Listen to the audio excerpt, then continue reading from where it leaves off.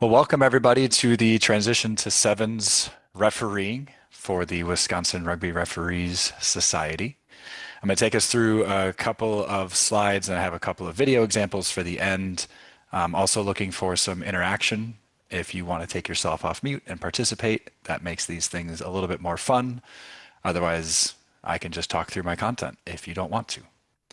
So first slide here, going through a quick overview of what we're going to cover today. How sevens is different from 15's, referee expectations, player expectations, thinking about a tournament mindset, and then I have some lessons for sevens that I've learned along the way that have been included in some RDG stuff that the USA Referee Society has put out from their meetings. If you attended the most recent one, that was also a transition to sevens, so some of the content might be slightly similar.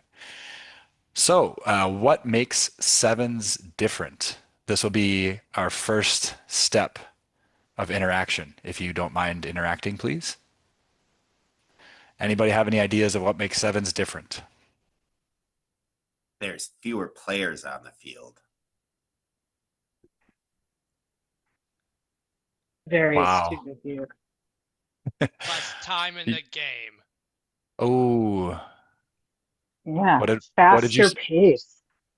what did you say, Oh, Bubba, there we before? go. Yeah, you guys are nailing it. Creepy. Anything else? The opportunity to give more yellow cards. We affectionately call that having a cardi party. Yes. Anything else? Different rules. Hey, there's law variations specifically for sevens. So when we're talking about the transition from 15s to sevens, it's really easy to think like, oh, there's fewer players, more space, everything's faster. Reel yourself back in from that thought process and start from the law book. It's super helpful this time of year, every year.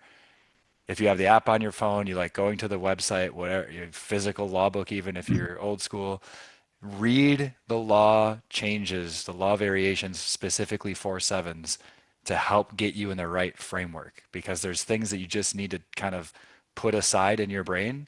If you're good at compartmentalizing, this is kind of easy, but if you need practice at it, you need to think about sevens and how it's different from 15s. Some of the big things you've been managing all spring, tri-line dropouts don't exist in sevens. 50-22 does not exist in sevens. So get your mind reoriented to, as we're approaching in goal, what are my outcomes? In 15s, you're thinking, oh, if this is carried in and held up, I'm going to do a tri-line dropout. In sevens, if it's carried in and held up, that's not a tri-line dropout, which means it's something else. And you want to be really fast. It's got to be instinctual when you're on the field to make that call and have the players react, do the right thing. You'll have players, especially in June, ask you like, "Isn't that a dropout?" And don't let them shake your confidence. You know what you're doing, but start with reviewing the law variations specifically for sevens. What are some of the expectations of you as a referee in sevens? To know the law variations. Excellent. Good carryover from the first slide. Yes. Anything else? Do you mean expectations from players? Sure. From players, from tournament staff, from your peers, from yourself.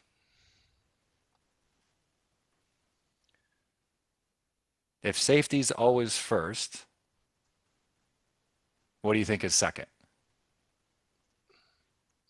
Fair contest. There you go. So those are always our one and our one and our two, regardless of sevens or 15s. Those are one and two. Another example that is specific around sevens is effort.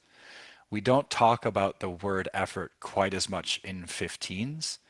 Usually getting around the field is a little bit more manageable because there's so many more bodies that breakaways and space, that type of thing happen on a much more predictable type of time frame. You know when the attack is shaping to do a clearance kick. You can kind of gear up for that. In sevens, a line break is possible at any moment, at any position on the field, by any player on the field. Similarly, accuracy, 15s and 7s, these are basically the same thing. Accuracy is going to be how you want to run the game. But let's shift to player expectations. Is there anything in particular that we're expecting from players or players are expecting from themselves or each other in a sevens scenario that differs from 15s? Uh, Number one would, for me anyway, is like tackle breakdowns. The actions of specifically tackle or ball carrier need to happen much quicker than they would in 15s. Yeah, so our time for tolerance or our time for management at the breakdown is shortened in sevens. Why is that, Andy? What's the logic behind shortening our patience there? We like to keep that ball in play. Yeah, and especially what I just said about sevens, where line breaks can happen by any player on the field, pretty much any position on the field. That means that possession is really key in sevens, and that space and time are also at a premium. We talked about shorter matches, we talked about fewer players, so there's more space to attack. So slowing down the ball is inherently more material in a sevens match because there's fewer players, because there's more space to attack, because of those other factors we just discussed, makes infringements inherently more severe, right? Because if you think about a line break in 15s and a last tackler type of situation or last defender type of situation, and that last defender infringes, we tend to use terminology like scoring opportunity, defense under pressure. Some people like to say in the red zone or inside the 22. If we reel that back to some of the concepts we just covered, all of those things are true in sevens. So if I have a breakdown at midfield, but the fastest player is coming up to pick the ball from the scrum half position, and there's a defender on the floor who's laying in the way, and there's not another defender within 5 meters, we're already thinking in terms of that escalation because that player has time and space to attack, and ball availability now becomes really, really, really key. One of the highlights I want to make, especially at the community level for our referees, because we're coming off of a really competitive high school season. We just wrapped with high school championships 2 weeks ago. We've been doing a lot of management, especially in 15s. You try to talk players out of penalties, manage at the breakdown where you can. Obviously, sometimes you'll still have to blow them. In sevens, we want to spend less time giving explanations or even in some cases management and do those explanations post match. We still want the players to understand what we expect from them. And this is why a tournament format is very helpful. You can then speak to the player after the game, especially in pool play, clarify why that was a penalty, especially if they gave you a really quizzical look. You blew them for a penalty and they're like, wait, what? And they're still backing up and we can still play on so you don't have to deal with it then. Those are really good things to explain post match. Here's the picture I saw. Here's the picture I would rather see. That gets that player a correct expectation for the rest of that same tournament day because you're still there. You're probably going to ref them again. But now it's also setting the expectations for the rest of the sevens all summer long. Similarly, as a referee, we talked about accuracy, and this is exactly what you were talking about, Andy, where there's less margin for error. So if that player is slowing down the ball, there's a lot less chance we're going to be able to say, blue six, please roll away. By the time I've said all those words, the player has slowed down the attack's ability to play the ball in most cases. Of course, you don't need to go looking for penalties. We always say that too, as the referees don't go searching for penalties to go give. But if there's an arriving player and the tackler hasn't rolled and they have difficulty getting the ball out, they've affected the timing.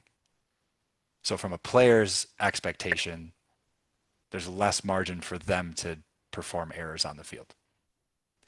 I've mentioned a few times here around tournament mindset. Does anybody have opinions on what you think I'm getting at when I say tournament mindset? Any ideas? I don't know if it's what you're looking for, but I would say incremental changes are great for tournament play, but my biggest thing is trying to maintain um, consistency for myself throughout the tournament. So not making so many adjustments and changes that you appear unreliable as a referee. throughout tournament play is a pretty big one, in my opinion. Absolutely. I love the idea of incremental changes, and that's definitely on this slide in different words, but you nailed it. That's definitely one I'm looking for. Anybody else?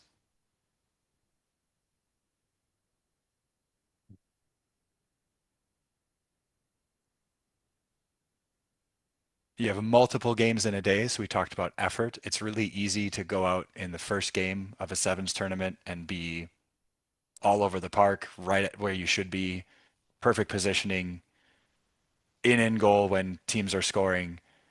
But are you going to be able to do that for game five on the day? So understanding that recuperation between matches becomes really important. How you manage your time on a tournament day is part of your mindset going into that day. So plan your breaks, plan when you're going to be eating calories, what kind of calories you're going to eat.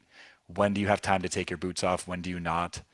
What type of recovery activities do you like to do? What works well for you in particular? I'm a gigantic fan of taking my boots off and elevating my feet. That makes a huge difference for me. Some people don't need to do that. They prefer to just to lay flat on their back, and that's part of their recovery. So you have to understand your body and what your body needs from you because you can't go in from game three. We just wrapped up pool play. Great.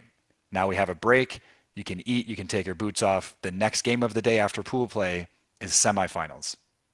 Teams are going to care a lot about the semifinal. And you can't come into game four of your day where you've just done three pool games and have game four be your worst game of the day. So thinking about a tournament mindset is you're building on the day, you're planning how you're managing your time, and you're focused on your own effort. One of the things we can do as we build on the day is get feedback. The best part about having a tournament is we can implement little tweaks and changes along the way. From game one, we get better for game two, we get better for game three.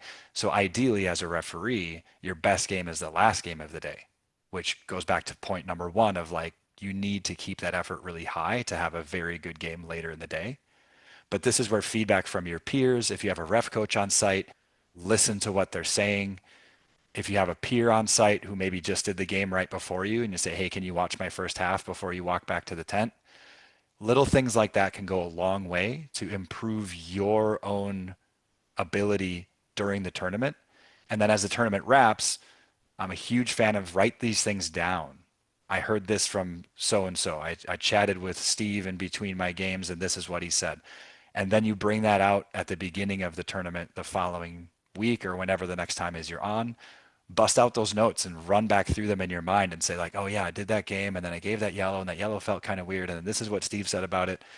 And use that to build into. So at the start of the next tournament, you're kind of picking up where you ended the last tournament. So your entire summer should be like this incremental stair step of improvements.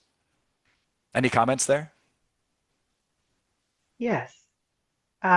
Just a note, to communicate whoever is giving you that feedback, communicate to them when you want that feedback, because it is absolutely fair for you to take space after a match to process it on your own and then ask them for feedback. Just communicate that, in an effective and polite way. Um, just because people are just genuinely trying to help, but sometimes can get excited about sharing all of the information, from viewing one of your matches. Definitely. And another big piece of that is if you have somebody that has agreed to watch you or give you feedback on the day, it really helps that person if you can tell them some things you're working on. Otherwise, that person's just going to watch your game kind of just broad strokes and say, here's some general things that I noticed. But if you say, hey, I'm really focusing on, arriving at a good angle to view the breakdown, but once the breakdown is clearly uncontested or already won by the attack, I want to productively move myself in a better place rather than just getting hung up where I'm like doing this weird yo-yo and I don't really get far enough away from the breakdown or I feel like I get trapped. That's what I want to work on today. Now that person watching you is going to help hone in on that and give you some positional ideas based on what they're seeing from the sideline. So I love that idea of make it clear when you want that feedback, but also help guide it a little bit. Ask some questions about, hey, here's what I'm trying to work on, or here's a thing I saw you do in your game. Can you tell me more about that and how that applies to my game, or where I could have done that during my match? Those types of things go a long way to help your peer, your coach, whoever it is working with you either on that day, across that summer, just for that one game. Really helps that person hone in on stuff that's going to be impactful for you. Yeah, and I think there's a coaching aspect of that, that some of it is how do I build throughout the day for the best finals match and what are my long-term 7 seasons goal? Mm-hmm. And I think I look at that a little bit different and do look at the pool games as those warm-up matches, so that you are hitting it for semifinal and final later. And I think that affects what you ask your coaches to look at. Absolutely. Yeah, a huge piece of this advice is kind of going to flex depending on where you are in your refereeing journey. So, at this presentation geared for the Wisconsin Referee Society, but probably there's people going to view this more broadly. This is really intended for folks who are coming off of reffing D2, D3, and high school boys this spring from a club perspective, and then they're going to be doing local social tournaments all summer and then go back into 15s come fall. Now, for a person who's doing this and saying, "Hey, I'm really trying to make one of the qualifier tournaments this summer, and if I get assigned one of those, I'm going to take that very seriously." This advice would shift a little bit more and really hone in on some of those things we talked about and take them maybe to another level, even beyond what we talked about so far. So I completely agree with you on that. Is really depends on what your goals are, and if you're trying to set yourself for season long goals, definitely bring those to the tournament and let your peers know what they are at the start of the day. Like bust out I love having a referee notebook in my kit bag. Bust it out at the start of the tournament, review what you talked about last tournament, but then let your peers know, like, hey, today I'm working on this and that. If any of you like spot something on your way by one of my games, I'd love to hear about it. And sometimes you might have a peer who's saying, yeah, I'm working on that too, or I'm working on something very similar. Here's some of the stuff and already you're talking about how to improve yourself. You haven't even done a game yet. So start that conversation early in the beginning of the day. And then, yeah, that's a great point, Sam. If you have goals or trajectory you want for the summer, really bring that every tournament. Love that. Any other comments on tournament mindset?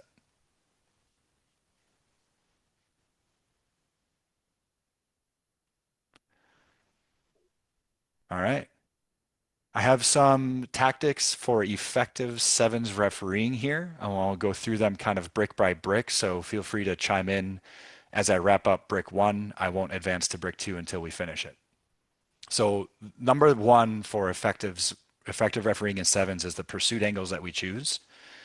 One of the easiest things to get in the habit of, especially in 15s, because it's easier to keep up with play, is you end up kind of just following rucks across the field laterally, and then you follow this, phase here, phase there, and then, oh, there's a line break. I'm going to try to follow it as closely as I can.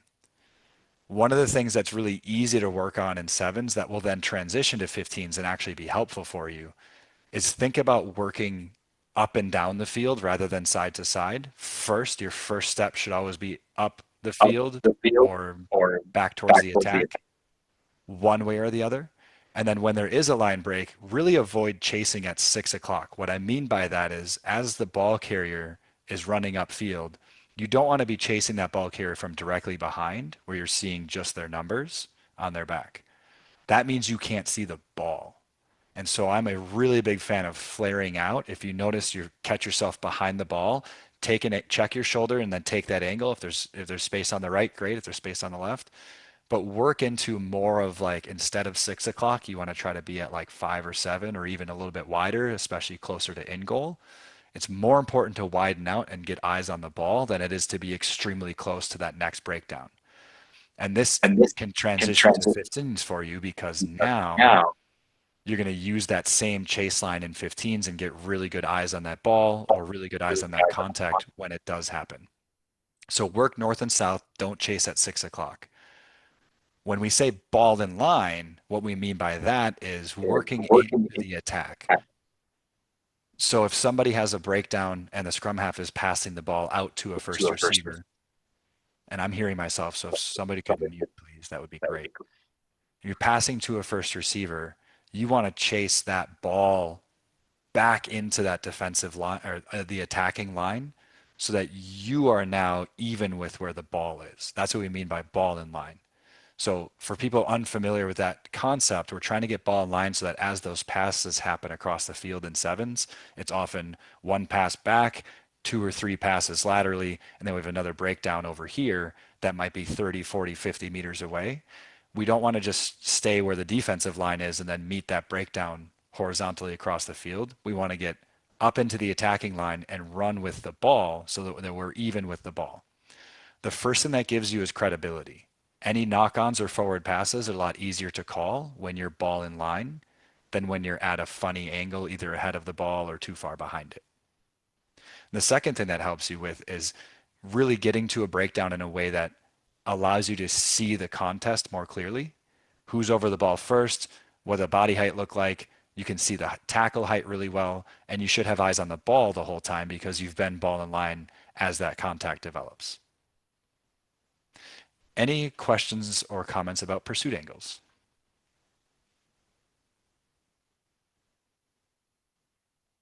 Excellent.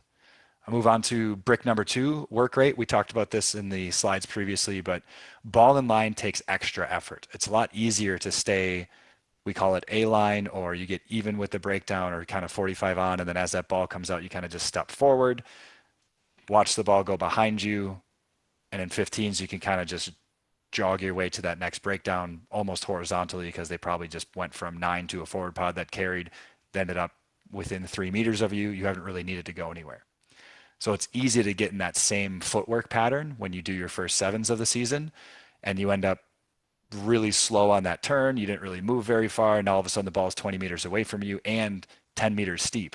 So you're ahead of the pass, you're ahead of the ball, and you're 25 meters away because your turn was too slow. So ball in line also necessitates some of that work rate that we talked about. And that work rate also helps you with that credible positioning. Proximity breeds credibility. So if there's a knock on and I'm ball in line 4 meters away, no one's going to argue with me. If there's a knock on and I'm 20 meters behind and not ball in line and I say, yeah, that was lost forward, the attack might say, whoa, hold on a second. They're going to give you some looks. And then at the local level in these social tournaments, you want to make sure you're inside 22 meters when the try is scored. That's our goal. We like that as like just a metric to put in your back pocket of, okay, there's a line break. I want to make sure that I'm chasing it correctly. There's no defenders here. You can slow down definitely, especially if you're doing a local tournament and you're understaffed. You have to do 7-8 games on the day. I don't expect you to sprint all the way through to in goal and have the try be awarded at your feet, but at least be within the 22 is what we like to say so that you're not way too far away. Also, it helps the game feel like it's moving better if you're not stopped at midfield awarding a try from 50 meters away. This is one of those other things that we talk about as we kind of address different people having different goals or in different places on their referee journey. If you're only working social tournaments and you're probably doing 6-7 games a day because you might be understaffed, 22 is fine. That should be your goal. That means your work rate's pretty good. If you're trying to work some of those qualifier tournaments, or maybe you've gotten your first qualifier assignment this summer, there the expectation is a little bit different. Now you want to be closer to in goal. Even if it's a line break, even if it's mostly uncontested, you still want to work harder to get there because in those games, there's higher pressure. The teams are vying for a slot at nationals. Every score matters because we might have teams like we just had in the first qualifier of the Midwest. We had a pool that there were 3 teams that were all 1-2 and 2, 1-2, 1-2, 1-2. So they all won a game, they all lost a game, and they all lost to each other. So we had to go all the way down to like tries awarded, points for, points against. Every single detail mattered. And so if you're not there and the player fumbles the ball slightly and you're not sure if it went forward or backward out of the hands, that might matter in seeding, which might matter who plays the semifinal, which might matter who wins the tournament, which might matter who goes to nationals. So in those qualifier tournaments, the expectation is a little bit higher. And 22 is no longer the goal. Now the goal is be in goal. Eyes on the ball in line if you can, meet the player where they're running, which helps with that north-south running line. So if you have a line break around the corner, just run straight up the field because they're going to bend as they get towards in goal and they're going to meet you really close to in goal. That way your running line is more efficient. You have fewer meters to cover and you're much more likely to be within that frame that we want to talk about, where I'm seeing the ball carrier and the referee. If I'm watching from the sideline, my scope of vision, I'm seeing the ball carrier and the referee in my frame of reference. I don't have to turn my head to go find where the referee is. That's your goal if you're doing qualifier sevens. Any comments about work rate?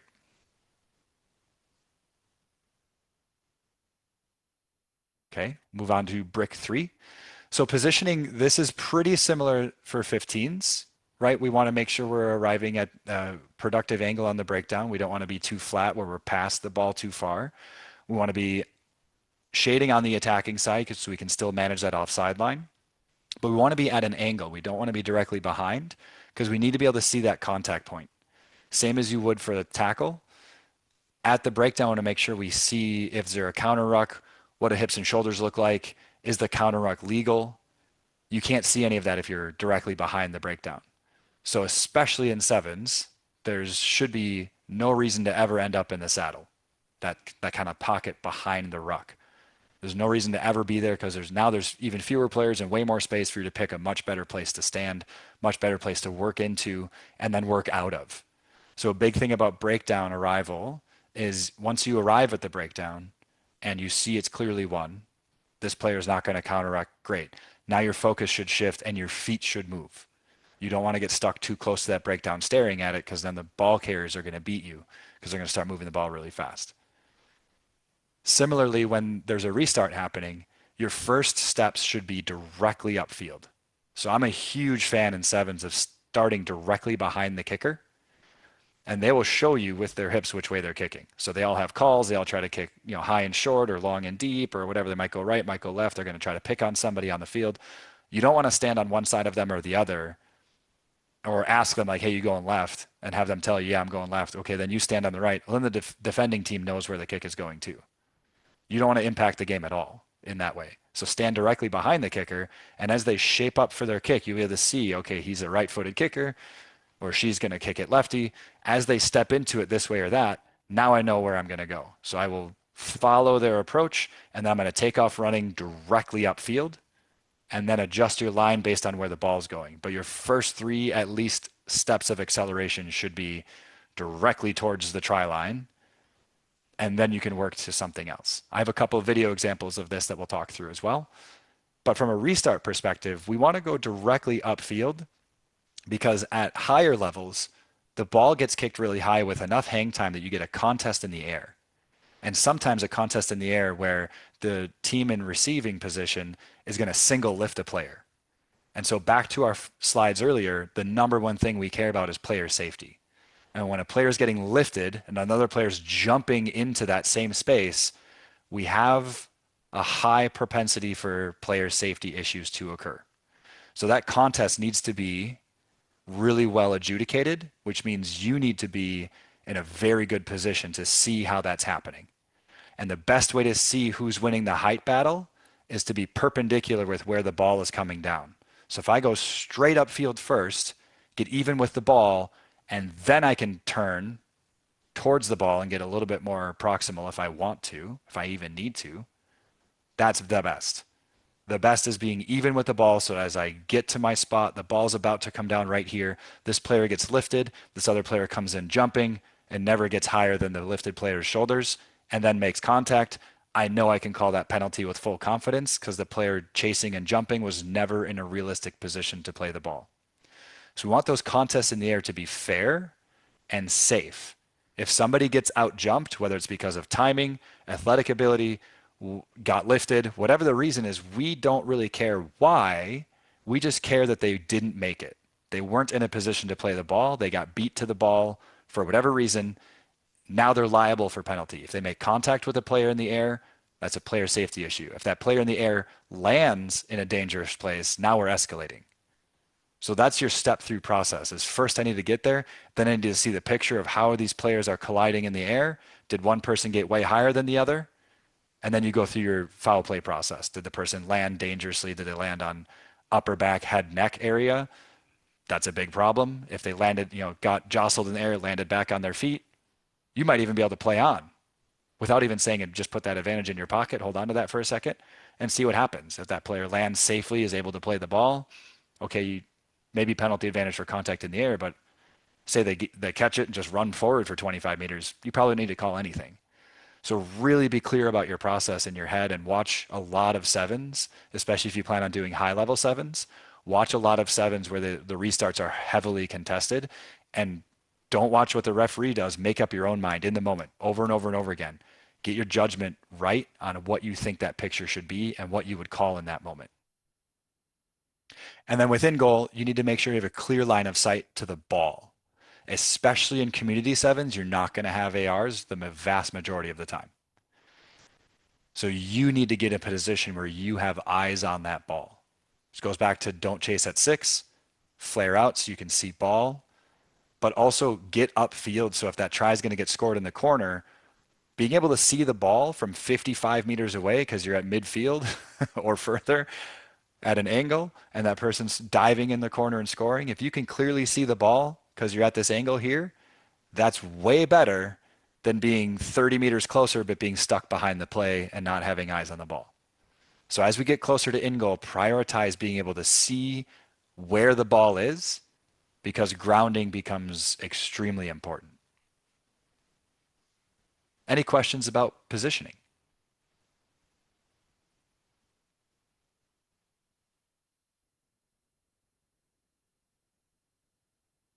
All right, we'll go on to block 4.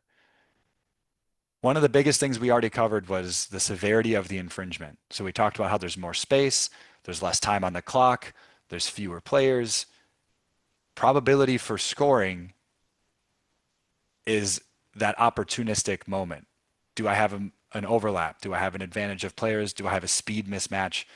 All of those things matter dramatically.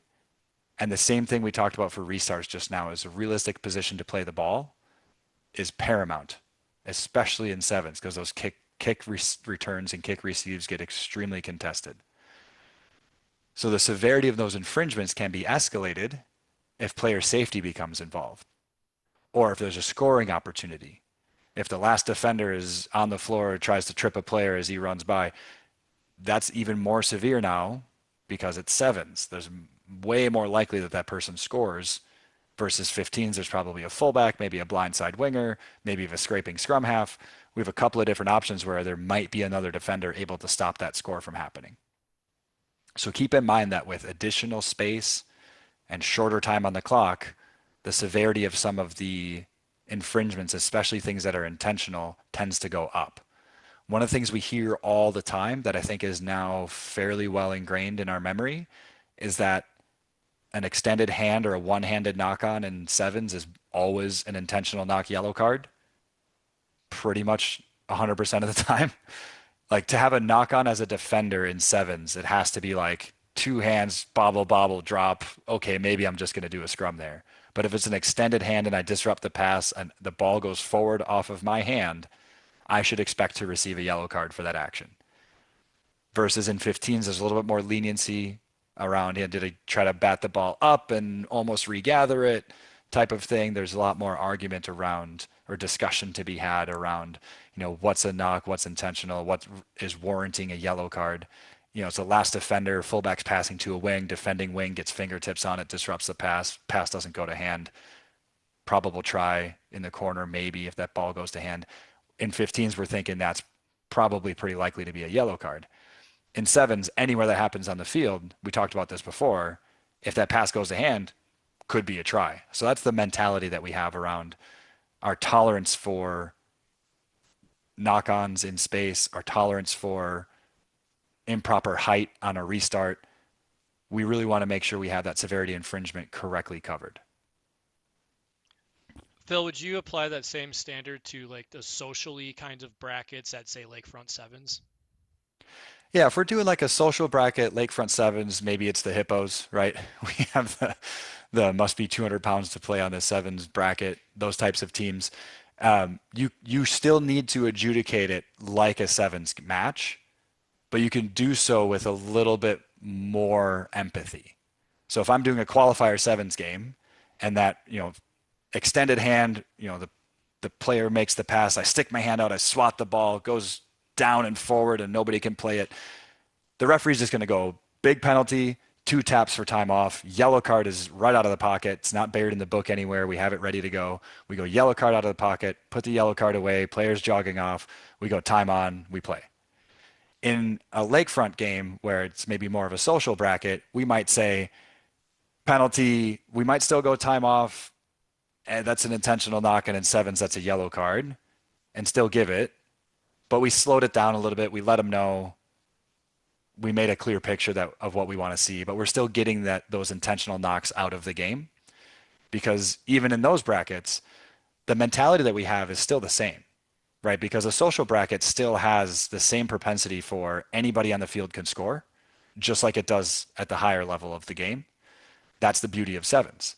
Social brackets are often structured around, it's my 15s team and we're just playing sevens for fun this summer. So I have like my prop, 2 of my flankers, 1 of my centers, but I have my fullback. And my fullback's going to score a hat trick every game. Okay, so if the ball's on its way to the fastest player on the field and we have an intentional knock, we probably still have to give that as a yellow card. So manage that player interaction a little bit more and that kind of social level bracket, but we still need to adjudicate the game as a sevens game. Does that make sense? Yeah, I mean, I think I would say specifically we're probably still giving a yellow card like you said, and part of the reason is that is like same thing, it's still a 14-minute game. People swatting balls just means less rugby happens. They're there to play rugby. It's fun, and it's fun if balls go to hand. So yellow card them if they're swatting balls. Absolutely. And that's that gray area we can take your lenience a little bit more. Like if the arm is extended as they're going in for a tackle and that swinging arm making the tackle disrupts the pass or hits the ball out of their hands, and you're in a social bracket at a local sevens tournament and you want to say, well, let's just have the scrum because that's more pragmatic for everybody. I don't think anybody's going to argue with you about that one. But yeah, if you're out in the passing channel swinging your hand around, you deserve a yellow card at any level of the game. Wait, are you saying that? So I wanted to ask about in the tackle as well. Are you saying that, say, at qualifier sevens, if there's a knock on where a tackler is making the act of tackling and happens to knock the ball on, you are also yellow carding that? I want it to be very clearly in the act of tackling. So no, if it's in the act of tackling, I'm on scrum only. But the tolerance for that is really sharp. If they're still a meter away and prepping for it, and they see, you often see that where it benefits to watch a lot of rugby, but you'll see that where the TMO will slow it down and watch it in slow-mo where the tackle is starting here, and then they see the pass about to go, and all of a sudden their hand goes like this. Oh, I changed my hand to try to hit the ball. If we're still far enough away that we're not making contact yet and we disrupt the pass, that's a yellow card. And what I'm trying to say is in a local sevens tournament, you might give that player a little bit more leniency in that space leading up to the tackle. But yes, you're absolutely right. If it's the act of tackling and the player did not move their arm differently once the pass is initiated and the player sees the ball moving and they change their hand, yellow card. If they're in that tackle motion and their arm just always is making this tackle motion, that's just a scrum. So, while we're kind of on this topic, I had a question on a kind of specific thing I had happen at NIA last year. Sure. Well, it's 2-on-1. Defender takes, kind of a middle ground, retreating-ish defensive position, and this is around midfield. Pass goes out to winger. Winger's fast. It's 1-on-0, but that last defender just gets a fingertip on it, just enough to change the flight of the ball. Winger still catches it, but not at full pace. Still goes on to score. Would that be a yellow card scenario? That's a very, very good question. If you saw it, they clearly disrupted the pass. Before you blew the whistle, though, the player the ball is intended for has now caught it. And so imagine in the moment, based on your description, you're currently playing on, right? Yeah, I was at the time I thought about it. I'm like, this kid is like on a hat trick already too. So I knew he had the gas. Do I full stop to give him a man advantage or let him do his thing, which he's done several times already that day too? Yeah. And so what we're coming back to is the severity of infringement conversation, right? If that pass was disrupted enough that fast player had to slow all the way down, catch it back shoulder, and now it's a race to the corner and he doesn't make it, we're definitely on yellow card. For the same exact situation where it just grazed my fingertips, but it clearly changed the flight of the ball, grazed my fingertips, the ball traveled forward off of my hand. You clocked it, you saw it, but if the player catches it and scores, do we have the severity of infringement that we want? I don't think we do. I don't think we want to come all the way back to that fingertip knock on and go intentional knock yellow card, but also try awarded. From a flow of the game perspective, that feels kind of weird. What we're Yeah. talking about with the intentional knock on is you're taking away space, you're taking away a pass. So if that player had been caught or that player dropped the pass, now we're on yellow card for sure. So it sounds to me like in your moment, you watched that transpire, but then you saw, oh, the winger caught it. Maybe I can just play this on. And it sounds to me like your instinct was correct because Yeah. that player caught it, you played on, try awarded, everybody's happy. I don't think you will have a single spectator, coach, ref coach, anybody being like, well, you missed an intentional knock. No one's going to come say that because we all saw the right outcome happen. Right. Is Okay. that what the feedback was? Like, did you get feedback on that match? And is that in alignment with what you received as feedback? So yeah, we had ARs for all the matches out there, but I asked the one that was on that sideline after the match, like, what do you think on that one? And they'd like, oh, I didn't notice it changed the flight of the ball. And same thing. I think I had what was it? Pablo Garibay was my CMO on the field that day, and it was opposite side of the field from him, and he said he didn't really see it either. But Yeah, his that's his a go ahead. yeah, his was kind of what you said. It's like, well, how much did it change the flight of the ball, and what was the outcome? And Yeah. walked him through everything. He's like, well, it's kind of one of those things where it's like you got to make a call in the moment, and sometimes letting it go is the play. Yeah, sounds like that's a perfect example of you clock it, the ball's still in the air, there's no reason to blow the whistle yet. If that player catches it and is pretty much uncontested and just goes and scores at will, you really don't need to call anything. But if you clock that and then anything other than a for sure try happens, now you know you saw it, you can always blow that penalty and give that yellow card. There's no need to do that instantaneously, especially don't ever blow the whistle while that ball is still traveling towards the player who might catch it. Like that, like they might just do the right thing and then you're good to go. But yeah, when we're talking about intentional knocks and sevens being a yellow card pretty much all of the time, other than the tackle situation we just talked about, it's usually because the ball becomes unplayable by the attack. I deflected it enough or either hit the ground or went way away from the intended target, or the intended target had to stop and come back for the ball. Now we've taken away time and space. It's a great example. And Andy, if you have film of that, I would love to see it. Okay, I'll see if I can dig it up from last year. All right. I'm going to get into some video examples, but first I wanted to start with this image because I absolutely love this image. We have white in defense. We have black on attack. Black players on the floor here. Here's the ball where my cursor's spinning in a circle. We have white 12 made this tackle who has rolled away towards the sideline. Love to see that. This player has come from the right side of the screen. If we had video, they would be coming from right to left. And this is the picture that you are seeing because you worked really well upfield, where you saw this tackle happen, and now you're in a perfect position to adjudicate this breakdown. And you see this attempt on the ball from White. I want to hear from each person in the meeting, one at a time, since there's only 4 of you. What are you thinking when you see this picture? Let's go Okay. Andy first. So just based on that picture, isolated ball carrier, and I'm assuming that a defender that isn't 12 would be considered an arriving player, Okay. Anything not else? part of the tackle. Okay. Anything Yeah. else you're thinking? Uh, Not seeing, and it's a close shot, so I'm not seeing any support player arriving.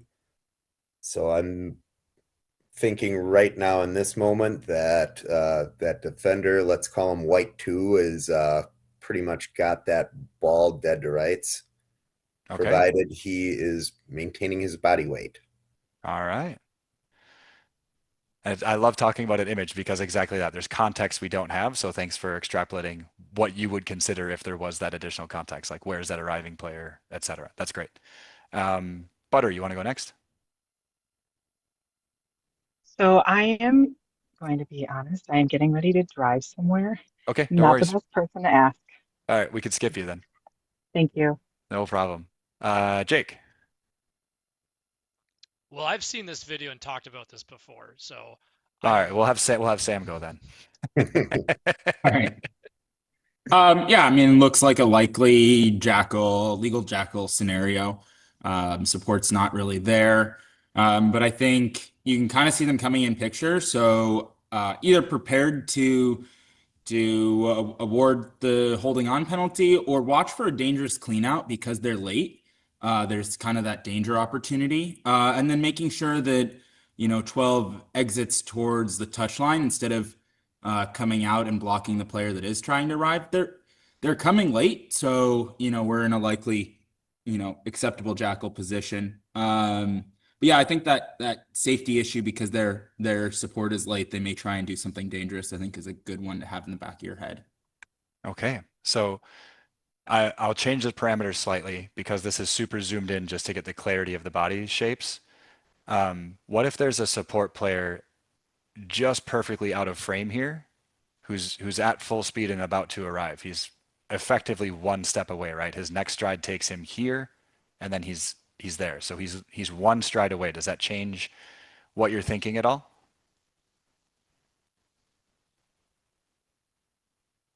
Not really for me because I could see his hand. So in my mind, that picture is already what I'm Good, thinking good about. eyes. Yes, this is that player's hand. He actually is right there. You have very sharp eyes, Sam. Nice job.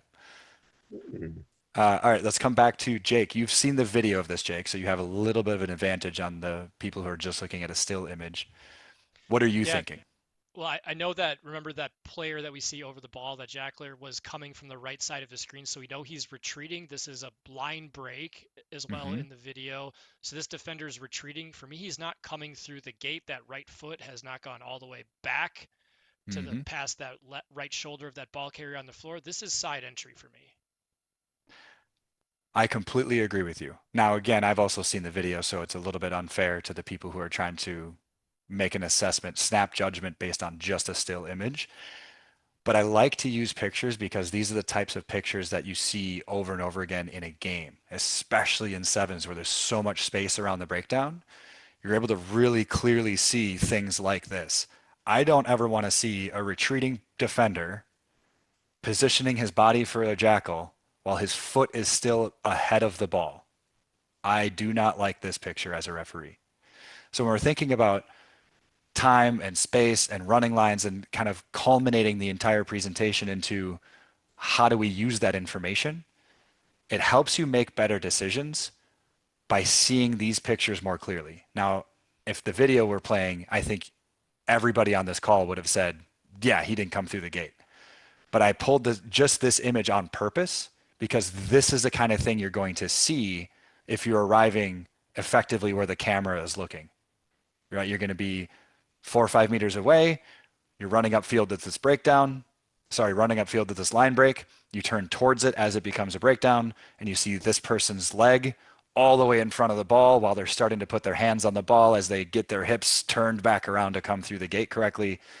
This for me is incorrect entry, which we care about because there's a support player right here. So again, back to the context that Andy mentioned, if this support player is 5 meters away and this player does this, okay, now there's an argument to be had. But if there's a support player right here and this player's doing this because he's trying to get hands on the ball before this guy arrives, and he's doing it, he's cutting this corner to save time, he's doing so illegally. And we want to make sure we ding that because the attack just had a line break, the defense is under pressure, and this person's trying to slow the ball down without coming through the gate. All right, We're going to jump to some video examples now, which get a little bit more entertaining. We'll see if the player can handle this. I know we always have issues with these types of things trying to do video while we are sharing a screen. So let's go with, I want to give an example here. To retreat to of a scoop this one. breakdown. I'm going to start the video from the start. I'm going to play it all the way through twice, and then I'll pause it and we can have a chat. Sound good? So here we go. Ball, just to orient you, ball is over here near the sideline. White is in possession. Black is on defense. To retreat to scoop this one up from his own 22. 80 meters to go. I paused it a little too late. You saw To retreat what the to ref scoop was this calling, one but up I'm gonna from run his this own back one more 22. time from the beginning. To retreat to scoop this one up from his own 22. 80 meters to Anybody have an idea of what the ref is calling here? 7 black roll. Yup. Exactly right. So I use this one on purpose because it's a very, very clear example where this jackler is able to slow this ball down because this tackler was in the wrong spot slowing down this white player. So as we watch this breakdown develop, one of the main things it's important to do as a referee is don't get super ball focused. If I'm just zoomed in on this tackle as it goes to ground, I'm going to miss the context of where is this player and where is this player, which actually helps in sevens. We're way out here on the tram lines, and I'm not even in the shot right now. It turns out I'm the referee in this match. We can pick on me. We can talk as much smack as we want because it's me. I'm not even in the picture right now, and I think that's a good thing. There's no reason for me to be all the way out here because this breakdown consists of 4 people. I can clearly see the tackle. We're not high. This is tackle assist. He's got hands on the body. He's going to throw him down. This is really clear, right? We got extended arms. The jersey's being pulled. Okay, clearly a tackle assist. Clearly black 7 is the this tackler. one up from his own. This has gone to ground. I'm at about the 15 hash right now, and I'm seeing this player not able to step right here to clean this player out. So if you were 22. ball focused, you would have seen 8 crawl forward on his elbows and try to place the ball under his hips. You might call that knock on. You might call him on a penalty for playing the ball on the ground or not releasing or something like that. But since we're able to zoom out and take a broader look at this, the reason he's struggling to place the ball back is because 7 was in the way the whole time. And so we want to arrive 80 meters to go. Talk about accuracy. We want to arrive at the correct call that rewards the correct play. So 7 is the tackler who did not roll away in time, made this whole breakdown dirty. To retreat to And now scoop we this have the one up outcome that from we his need own of 22. White still in possession. 80 meters. Any questions or disagreements about that one? All right. I got an example for you on a restart right here. Red 22 is about to kick. Again, this is me, so we can talk as much smack as we want. But the first thing I'm going to do is just run this video twice because I know it's kind of choppy. But we'll run it twice and then we'll chat about it. St. Mary's is going to adapt and respond to the earlier loss against Life and how individual. All right. So I'll come back to that same one. St. Mary's is going to adapt and respond to the earlier loss against Life and how individual. What does anybody notice anything?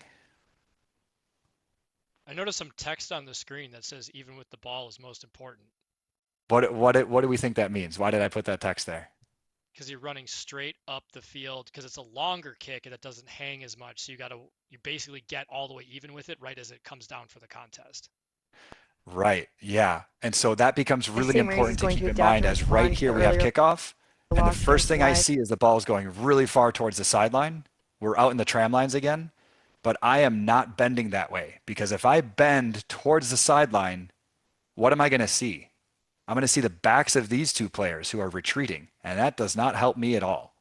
Instead, I want to get here where I can see that ball coming down because if this player jumps and this player is really fast, we might still have a contestable kick here.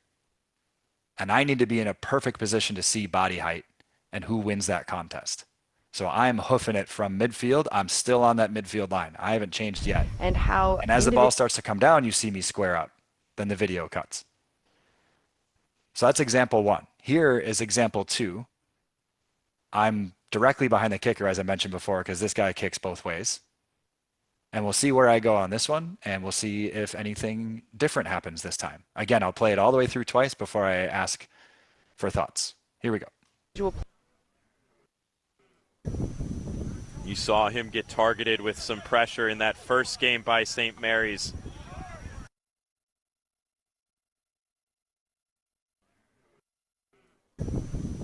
You saw him get targeted with some pressure in that first game by St. Mary's. Anybody have thoughts on this one? It's a good example of all very well. Yeah. Good example of why you need to be ball online. Why is it a good example of why you need to be ball online? What happened, Sam? Just makes your play on call very credible. Right, because it's a contested ball in the air that's tapped by the kicking team. And if that goes forward, it's a scrum. And if that goes backwards, what do you think is about to happen? I know I cut the video before you got to see it, but what do you think happens? Try. That's 7 points. And that matters. It matters because it's sevens always, but it matters in this game because this is a national championship match. So this matters a lot. And one of the things you'll notice is I get ball in line and I slow down, but I don't go towards the ball. Why not? Why don't I go towards the ball? I'll try to freeze frame it for you. You saw him get targeted Here. with. You see me slowing my stride down? What am I looking at? The ball's about to come down pretty much right here.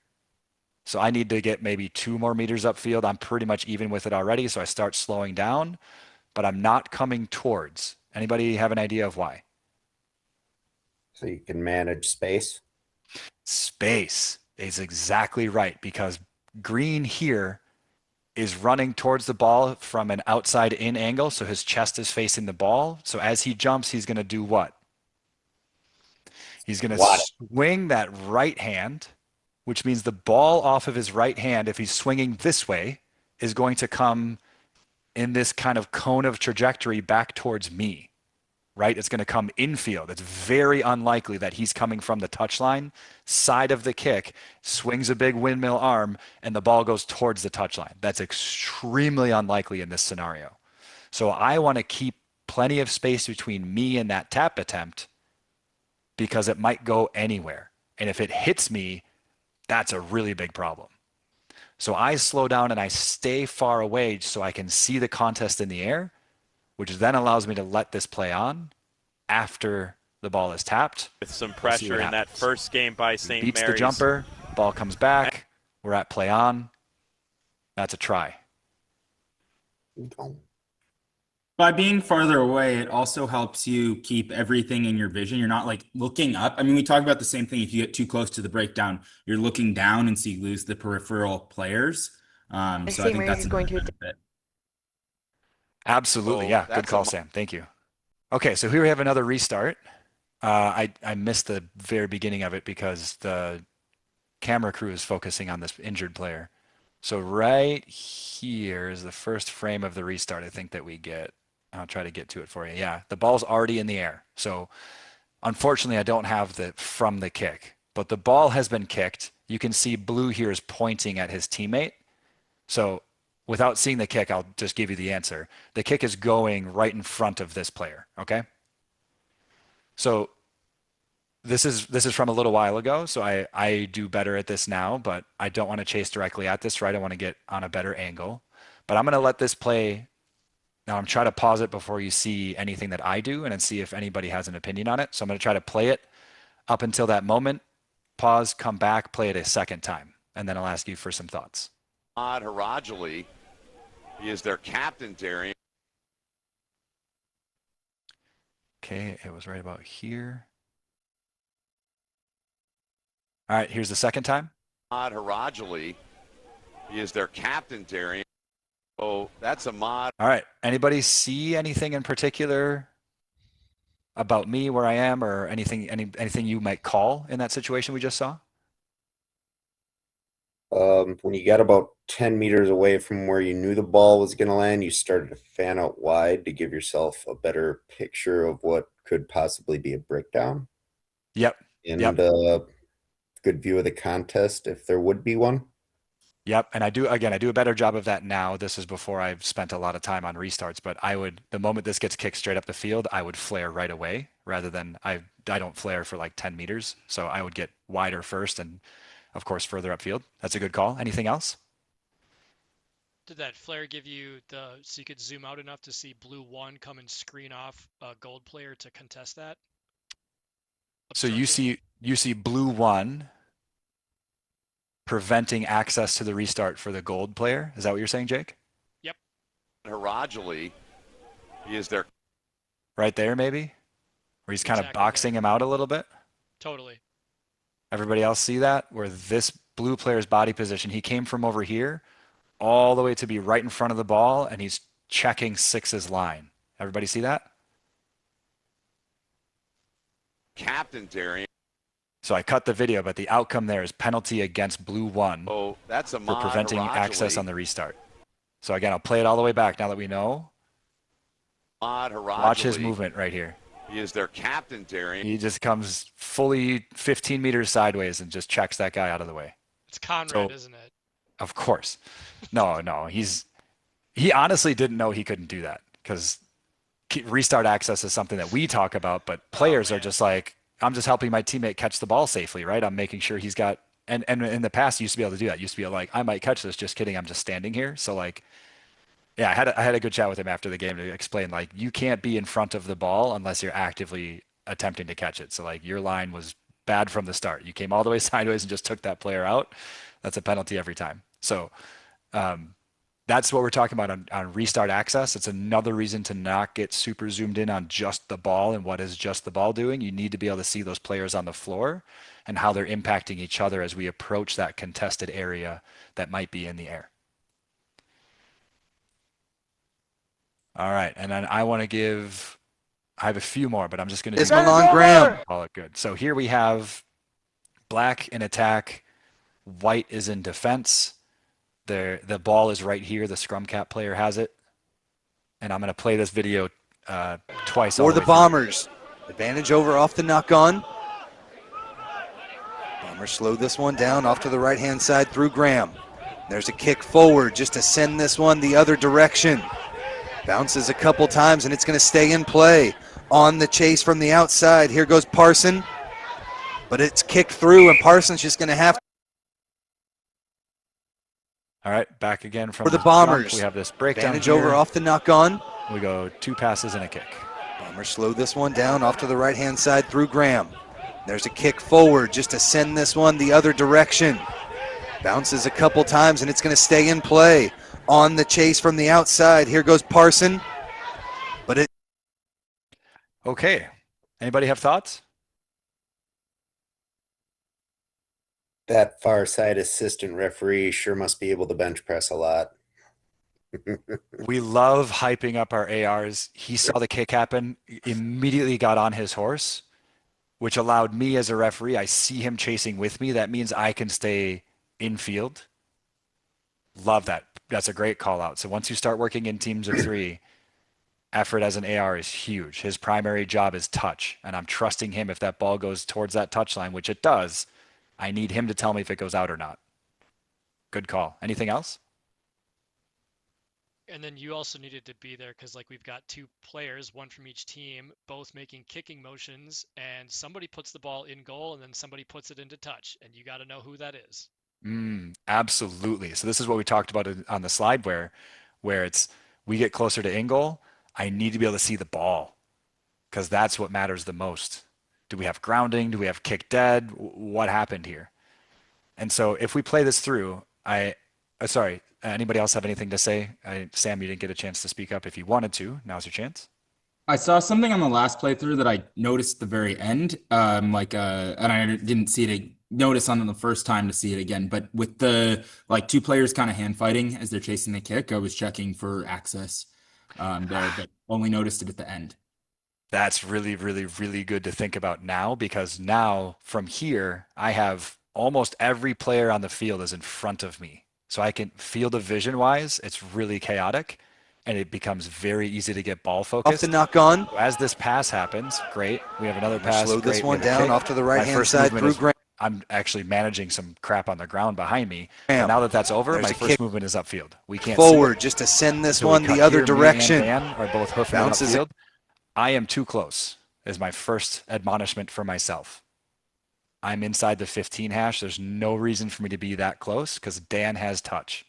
I need to be about 5, maybe even 6 meters this way, which gives me a better angle on the ball. I want to be almost where the camera is looking. This angle is really good.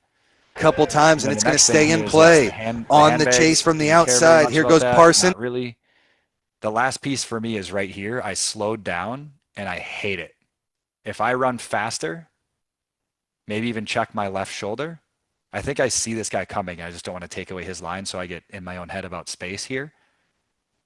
But I want to be even more ball in line with this play if I can. And so if my earlier line had been further towards the center of the field like it should have been, 8 would have been able to cross in front of me towards the ball while I'm still running towards in goal. So we get to this next frame right here. Instead of me being 3 meters, 2 meters in the field of play while this guy hacks it from the goal line, I'm making this call. Instead, I'm over here on the goal line. It makes my call way more credible because I'm right there. I can see it. I know exactly what happened. We all know the outcome. As Right, it stands, kind of unclear who's kicking it, who kicked it from the field of play out. right, Is it right. And the camera angle is deceptive too. It's really hard to tell here, right? Because remember, the camera's behind the ball at this point. So did White kick it before the goal line or after? You really can't tell from this camera angle. So we pretty much have to trust what the on-field crew decides. But it's kicked through, and Parsons just going to have to deal with this one the best way he can, sends it out the back.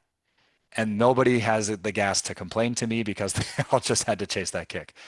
But this goes back to ways we can constantly improve. If we go back to even just right here, I've already put myself in a bad spot by being too close to this ball, too close to the sideline. Yeah, there's some handbags here. No player really pushes the other one off the line. I'm not worried about that. I'm upset about this right here. I'm in a terrible position and I'm slowing down. I need to be wider and speeding up because this is a live ball in a potential scoring situation. And I'm in a bad spot to see exactly what happens. Fortunately, all that happens is that guy hacks it from the field of play. This guy's still 2 meters away. That guy's still 2 meters away. Very clear that White hacked it. But imagine 8 gets there sooner and he's diving on it with his hands. And we have hand contact, foot contact, ball goes flying out the dead ball. Whoa, my goodness. And I'm there. I have zero credibility to tell anybody what happened. So this goes back to we can always improve. I talked about don't chase at 6 o'clock. I got way too close to 6. I should have been more upfield, which would allow me to get goal line for this last hack through, way more credibility. It wasn't very contested, so nobody had anything to say about it. But if this was more contested, this becomes a problem in my match. Everybody understand what I'm saying there? Why we want to be in a better position for this type of play? Absolutely. Sweet. And just to clarify, play on with that shoulder contact between before. There's not enough in that for me. Yeah. We can run that back one more time for everyone else that's not on the same wavelength as Sam. But we're looking at I think this is 10 black. It starts with 8 and then it becomes 12 after the couple times, and it's going to stay here. 8 gets beat to the ball. In play. 10 hacks it again, and now it's 8 and 12, 10 and 12 right here. 8's kind of out of it now. It's these two guys. We can watch them jostle, and you guys can see if you have anything in there. On the chase from the outside, here goes Parson. There wasn't enough. Yeah, there's 2 people running for this. They're both going to this point in space. There's going to be a convergence. There's going to be contact on their way to the ball because as we converge, we get too close to each other. And to me, they're running, the arms get tangled up, whatever. I don't think there's anything there that you could call that's clear and obvious. And this goes back to the mantra of clear and obvious. Like if the White player had fully extended the arm and tossed black 10 out of the way and he lost his balance entirely, that's a little bit of a different picture. But for this picture we're seeing here, here goes Parson, jostling into each other, but it's kicked through, and Parsons just White taps it out. I think we have a pretty clear and obvious resolution to this. Great question. Anybody else have questions or comments about this clip? I have just a comment. Yeah. I just wanted to bring attention to like you still, even though that was a huff of a run, had a clear whistle. Your body presentation is still looking confident. You're not looking dogged. And I think that that is something to keep in mind with sevens is even though we might be gassed after a breakaway like that, you still have to appear composed as much as you can. You can take your breaths at the restart, like before that happens, much of the time, but kudos to you for still looking calm and composed after such a huff. Thank you. The other reason that matters is the fitter team is going to have a benefit here because we all just chased a kick. Mhm. What happens the moment I blow my whistle and stick my arm out? What happens right now? Actually, this is a perfect freeze frame. What happens right now? There's one thing that's happening right now. And only one thing. 15 seconds on the clock. Time starts now. When do we set a scrum after a scrum is awarded? Within 15 seconds in sevens. Now again, if you're doing lakefront social bracket, it's 5 p.m. Everybody's been playing rugby all day. We just had a kick ahead. We had a kick. The ball's gone. Somebody's got to go get that. Like, you don't need to be pedantic about the 15 seconds. But at this level, these people have been training for a national title.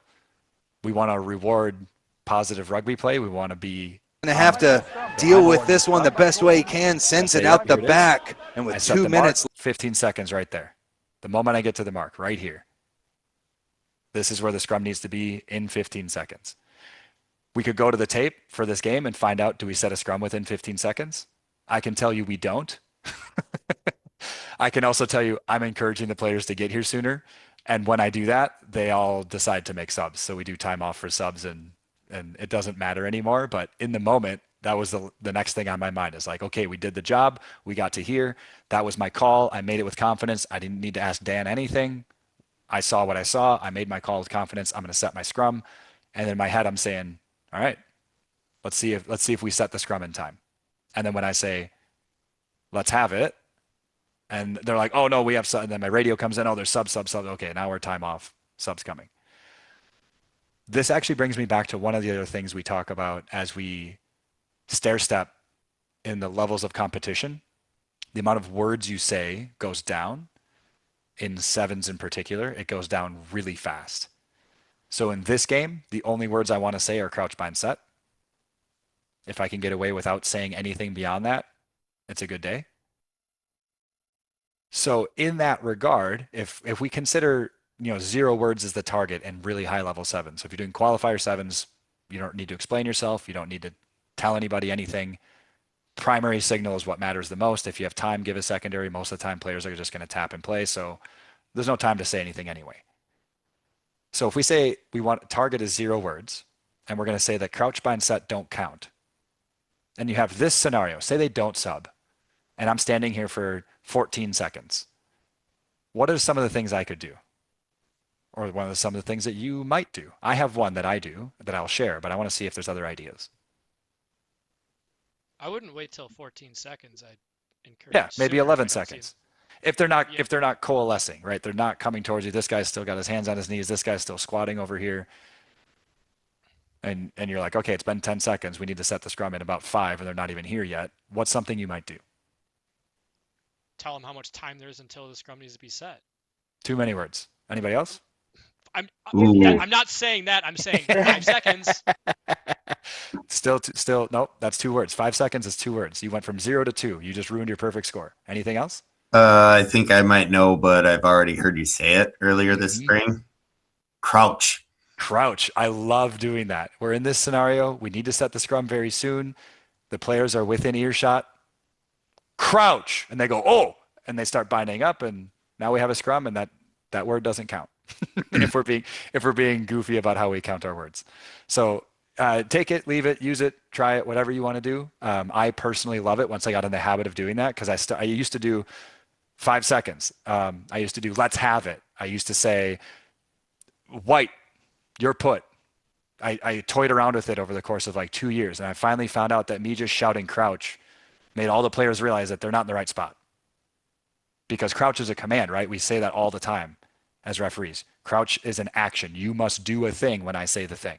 And then we bind, and that's another thing you have to do. So if I say crouch and you're not even set up for the scrum yet, as a player, you're like, oh man, we're behind. We got to get there. So try it, use it, do whatever. I'm not saying you have to. I'm not saying this is gospel. I'm just saying I personally love that as a way to get the game to move without having to say a bunch of extra words. And other things that you say, did I hear that right? They can be misconstrued. Did you say 5 more seconds before I have to be over there? Crouch means crouch. That means we're setting a scrum. That means I'm late. It means all of those things at once because that's a word that these players hear all the time. Everything else might be something you've practiced, but if they haven't heard you, they might not be on the same page with what you're trying to get them to do. So that's the main reason why I ended up landing on crouch, because it's universal. It applies to everybody, even if they don't speak English, because most English-speaking refs use crouch bind set. Great. They know what's about to happen. Are you saying that 12-second, like with 3 seconds to go on your 15-second timer? Or are you saying that at 15 seconds? What's your timing? And I mean, obviously, manage where the players are, right? If we're here and the players are still scattered behind me and no one's even making their way over here, I might turn around so that I'm indicating the scrum with my other hand, so more of the players are in my cone of volume, and I might say scrum. So yes, that's a word. Now I've gone from 0 to 1, but that's better than yelling crouch with like, we're only 5 seconds into the timer. So this is one of those ones where you need to zoom out right away, right? We made the call, we did the thing, we gave the mark for the scrum. Where is everybody? If they're slowly coming towards you, then waiting until 10, 11 seconds and yelling crouch gets them to speed up. If they're not coming towards you, saying crouch probably won't help you because there's nobody there to crouch, right? So you have to try to, where are we on the field? Where are the rest of the players? Zoom out a little bit and kind of gauge what's happening in that scenario, and then come up with an action or a word that you think will get the response that you want. I think if they're still really far away and you're at like 5, 6 seconds, they're not really coming to you, maybe reiterating scrum, turn around, say it as you turn so everybody can hear you, because a lot of players are over here. There's only one player off screen to the right, and then there's white 8, and everybody else is behind me right now. So anything I say is only going to be heard by 2 people, most likely. They're all breathing really hard. So this is another way for you to help the players with the result that you want to see. So if we played this on from here and I'm indicating the scrum, I might turn around, right? Because Dan's on my sideline. I don't need to be on that side of the scrum anyway. I might turn around right here so I can see all the players, and I might say scrum because they're not coming to me. Or if they are coming to me, that's when I might say crouch to get them to speed up. That's a really good question, because the scenario of, hey, there's 14 people spread across 65 meters of field, me saying crouch doesn't really get the response we want. awesome. And then, sorry, this is a tangent, but I can't find the answer in the law book at the moment for sevens. If Black had kicked it into goal and then, or sorry, attackers kicked it in and it crossed the try line, and then Black, who's on defense, kicked it past the dead ball line, it's still the 5-meter scrum? I'm just messing with my head and confusing myself. Yeah, I think you also flip the colors here. So Black is attacking. So Black kicked the ball downfield. So you're saying now let's pretend Black kicks the ball into the in goal. Yeah, the kick, yes. Attack had kicked the ball in goal, defense kicks it out. Great. So ball played in by attack, and then ball made dead. Yes. We don't really care how, right? Played in by the attack, made dead by the defense. What's your outcome? Well, you have your option of attacking scrum or 22 drop. And I guess in my head, I guess if you're saying it doesn't matter who makes it dead, then it's a 22-meter restart. There you go. You got it. But I guess I was thrown off. It's only the attacking scrum because the defense played it into the in goal in this particular situation. White kicked it from the field of play, and then it went touch and goal or dead ball. That means White played it into their own in goal, scrum to the attack. If Black had played it into the in goal and then White cleared it out, then we'd be on a 22 restart. Okay. We care much more about who brings it in goal. That's the only thing that matters. Yeah. Because 15s we're caring about other things too. Okay, sounds good. Good reminders. Exactly. I've just been going back and forth and my head is screwed up. Yeah, no, that's why we want to review the law variations. There's no try line dropout, right? So if it's held up, 5-meter scrum. If it's played in by defense, 5-meter scrum. Any other grounding or dead ball by the defense because the attack played it in is a 22. So once the ball is played in by the attack, you really only have three outcomes. The defense can run it out and play it back into the field of play with the ball somehow, or they make it dead, in which case it's a 22, or the attack can score. That's pretty much the only three things that could happen once the attack plays the ball into the end goal. I think And what throws me off is that the attack on a 5 meter, or like on a held up in goal in sevens, is a 5 meter attacking scrum. Feels like they brought it in, but I guess defense brings it in. So that's then the variation on that, because we're thinking defense brings it in. Well, now it's a 5 meter attacking scrum, but defense we're kind of punishing the held up because we don't really want to see that in sevens. So I don't know. And actually, to your point, this probably predates your reffing career, but held up in goal used to be 5 meter scrum attacking for everybody. It wasn't until they introduced the try line dropout that the 5 meter scrum attacking for held up went away in 15s. So it used to be you got held up in goal, you get to attack again because you earned. It's just a carryover law, and it's separate from the rest of the logic. Exactly. So that's why it's important for the sevens variation review, because the reason we have this 5 meter scrum is because we don't have the try line dropout. So without the try line dropout, we're back to, carried in, held up, 5 meter attacking scrum. Yep, you got it. All right. Well, that's the content that I prepared. We are up on time as well, I believe. So any closing thoughts or questions before we wrap up?